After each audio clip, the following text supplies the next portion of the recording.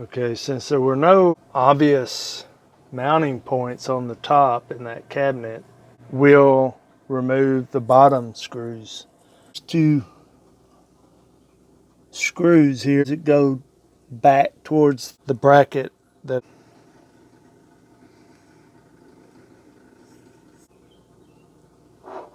there's screws hidden in all these holes. Where the Foretravel put a screw, they did. That's why this thing rides so solid. So just keep looking, keep finding them, keep removing them.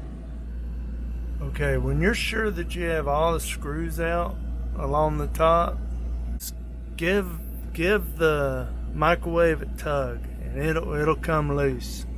If you have these tension rods or whatever they are that hold it to the back, if you have them loosened, it'll drop down some and let you know it's loose. You can see the gap. We got the microwave down.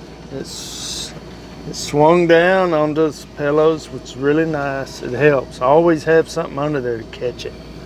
And if you happen to have this protector or whatever it is, splash guard, ours slid down under there and prevented it from coming on down. So just kind of watch it, hold your microwave away a little bit and it'll come right on down and fall off. And then you can just pick it up off your pillows and carry it to the dumpster. So now we're going to remove this hanger and put our new one up. It's going to look beautiful.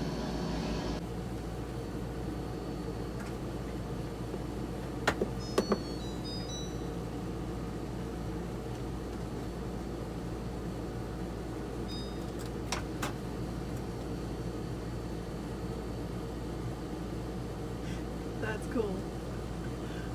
That opened so smoothly thanks to the unlevel motorhome. Oh, it's not either.